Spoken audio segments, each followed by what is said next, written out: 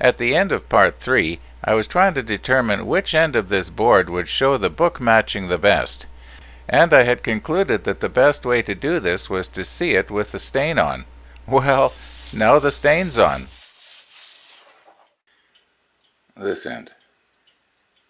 No, this one looks better, I think. No, this one. No, this one.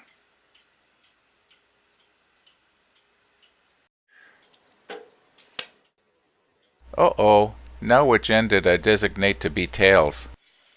Okay, enough kidding around here. Today I want to see if I can get the door frame made.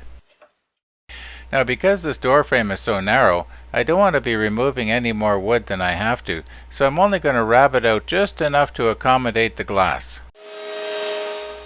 And if you remember when I was doing the mahogany clock, on one of the pieces I accidentally rabbeted out on the outside. I'm not going to let that happen here. And I'm making sure that I don't use any more epoxy glue than I absolutely have to, and I'm making sure that I don't get it smeared around, because where the epoxy glue is on the wood, the stain won't penetrate the wood. So what's this thing got to do with the clock? Well, I'll show you. Tomorrow I'm planning on taking the door frame to the glass store to get a piece of glass cut.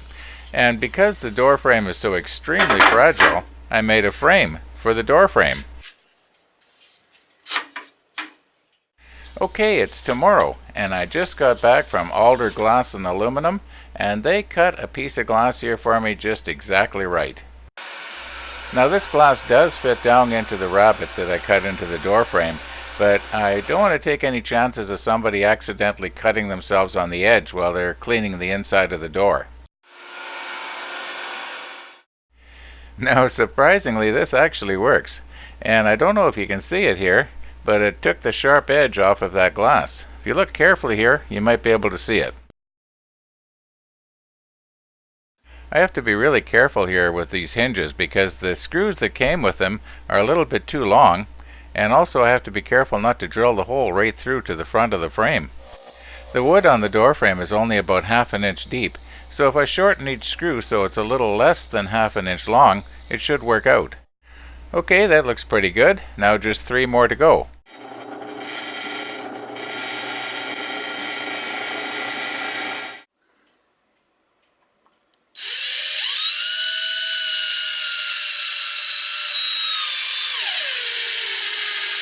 Okay, so far so good. When the door is lined up in the right place on the case, I can't see where to drill the holes in the case for the hinges, unless I open the door, and then of course the hinges aren't lined up anymore. Using a little bit of sandpaper, I'm just going to scuff up this side of the hinge. This side of the hinge is going to be against the case, you won't see it. Now I've mixed up some epoxy glue here, and I'm going to apply it very thinly to that scuffed up area on the hinge, just enough so it'll stick to the case after the door is lined up perfectly. I sure hope that Canadian Woodworker doesn't notice that I cut one of their flyers in half to act as shims at the top and the bottom of the door. About an hour has passed now, and I think this 5-minute epoxy has cured enough that I can open the door carefully, and then I'll be able to see exactly where the holes are and mark them.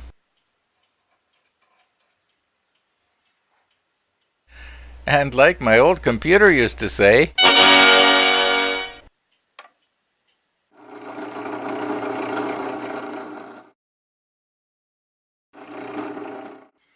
well there, I think that worked pretty good. I'm going to use this small magnet as a latch for the door.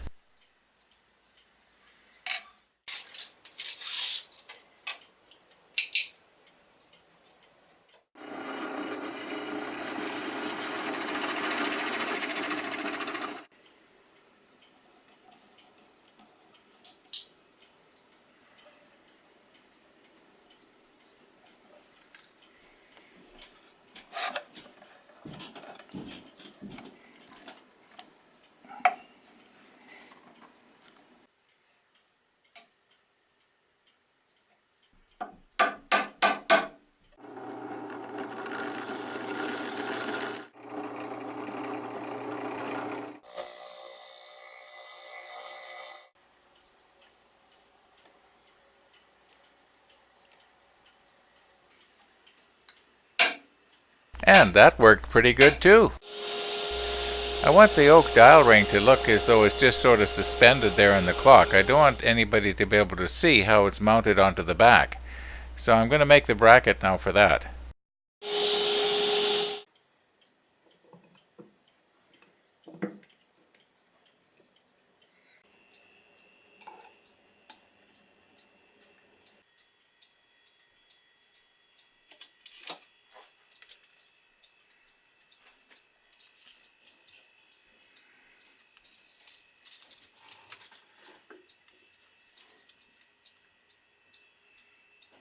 I don't think that epoxy glue will let go, but you never know, it could. So I'm just going to put in a couple of screws here to play it safe.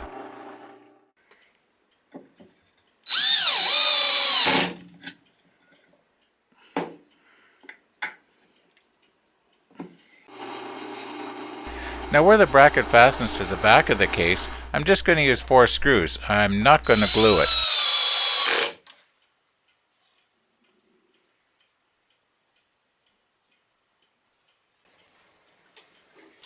I'm getting pretty well to the end of drilling holes. Finally, these holes are going to be for the screws that are going to hold the back on. I've already had the top and bottom molding on, and I know that the holes line up okay there, but I just want to put the back on, make sure that the holes line up here. And also I want to make sure that the back fits flush all the way around, and it does. I'm a little bit concerned that because this is going to be hanging on a nail, that board over time could crack. I have a thin piece of scrap oak here, and I think if I cut a piece off and glue it in place at the spot where the crack is likely to happen, that'll solve the problem. Being as that everything else is sort of rounded over, may as well do this too.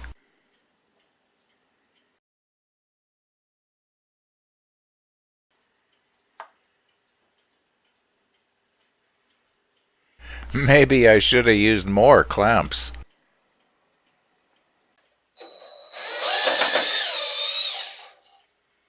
Well, that glue is drying. I'm going to take this apart, and tomorrow I'm going to start sanding and staining. Remember those tiny nails that I shot in with my headless pinner to keep the pieces lined up while I was drilling the holes? No problem. Well, I've only got 3 days left to get this done if I want to stay on schedule.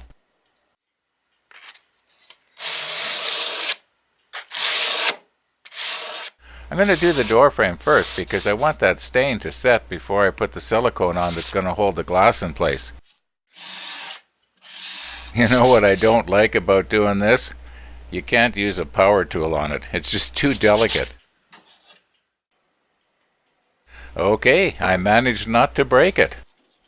These rubber gloves only cost about 6 or 7 cents a piece, and if I forget to put them on, I'm going to have that stain under my fingernails for about a week. I'm going to let this sit for a while I sand some more parts, and then I'll rub off the excess stain.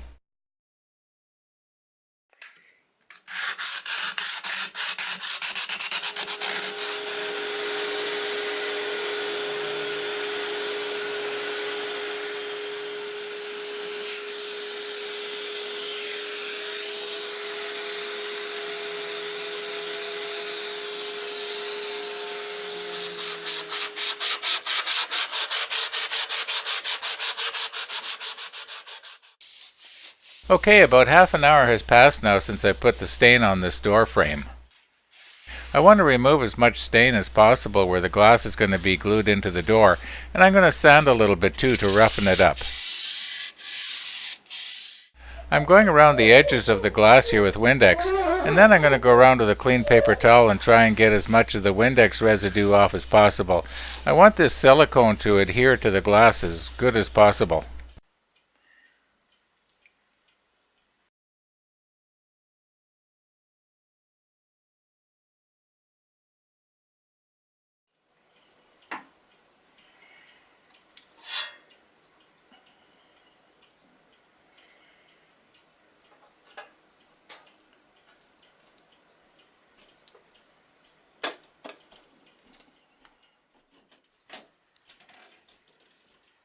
I know it's kind of hard to see, but the silicone is squeezed out there between the glass and the frame. I'm going to wait at least 24 hours for this silicone to cure before I put any stress on it. In the meantime, I'm going to try and finish up the rest of the clock.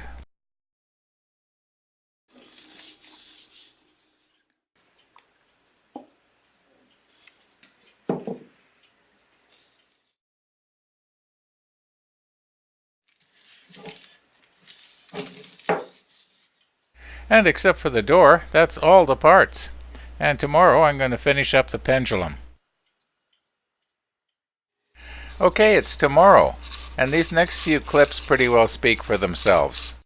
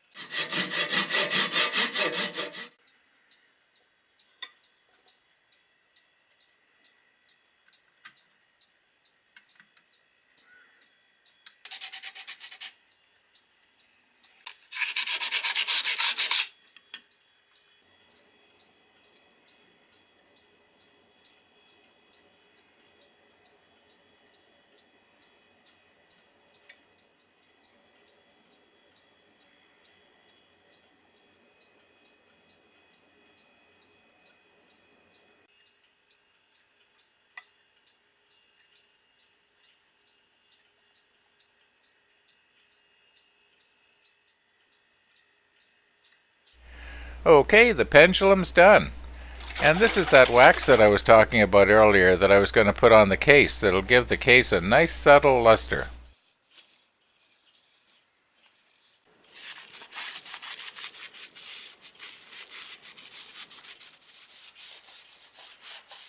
Alright, it's time to mount the dial on that oak ring. And you remember back a couple of videos ago I said I was going to let you know how doing this turned out? Well, it worked great. I did another 3 coats like this. And there was no running, no extra buildup anywhere. Really worked well. Okay, I know that 12 is supposed to be at the top, and it'd sure be a shame if the glue dried and it was somewhere else.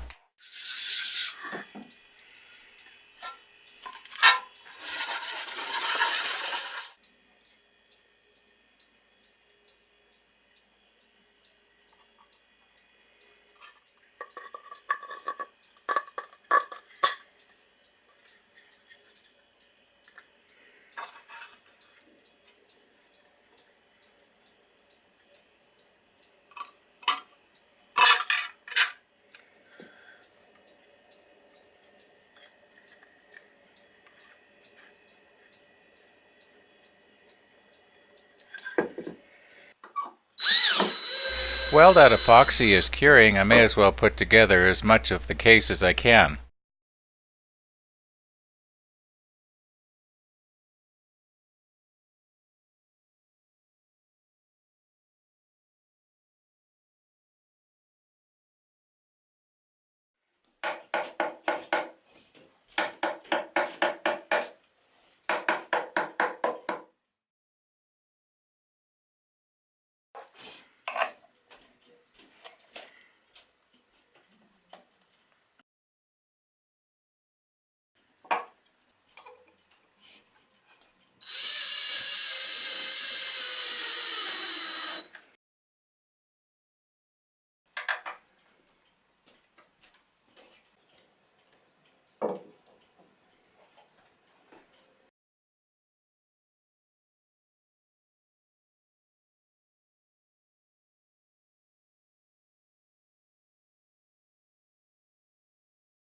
You may recall that I was concerned about there being a gap between the two pieces.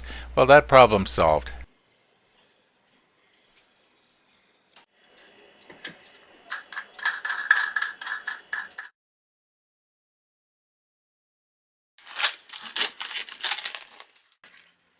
You know what? I should have left that plastic on there so when I'm mounting this assembly I don't accidentally scratch the dial.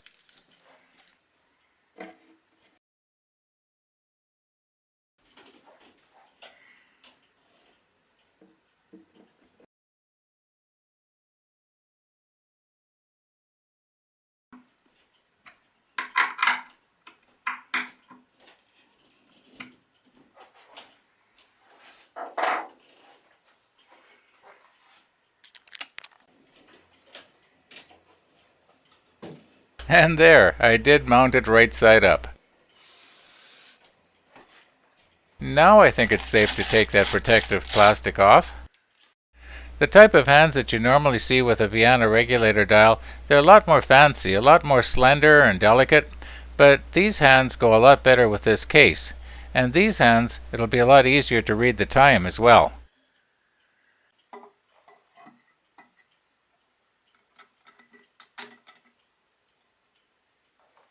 Okay, it's almost 4:50. Let's see if it'll keep time.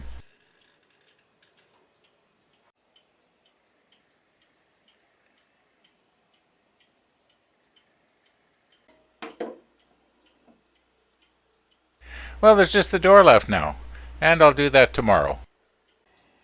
Well, once again it's tomorrow, and about 14 hours has passed, and I'm almost scared to look. It's still running. Yes.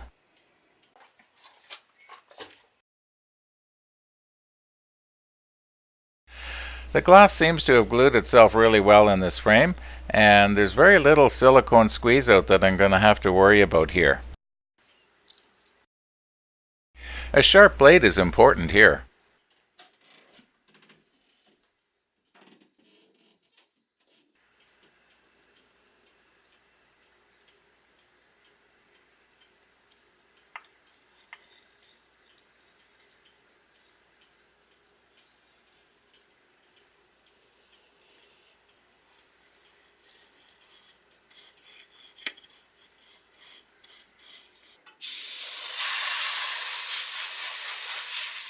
And once again with the wax.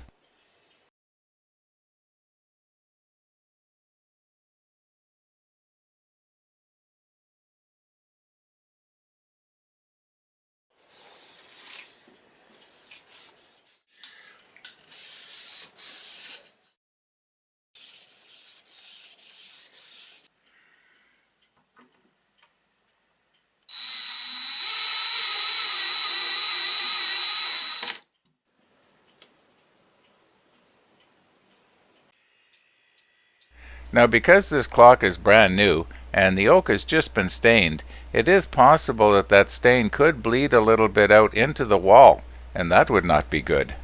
So these little pads will hopefully keep the clock from touching the wall.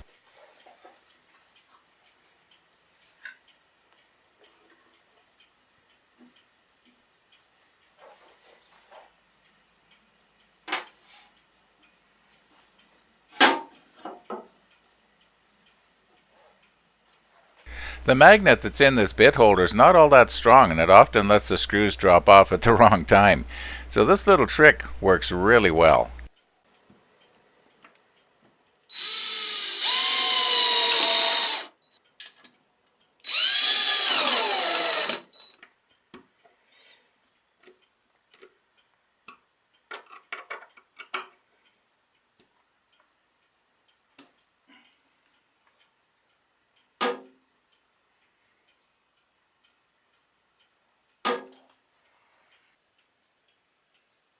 Well, you know, this is kind of sad. This is the last time you're going to see this clock in this workshop.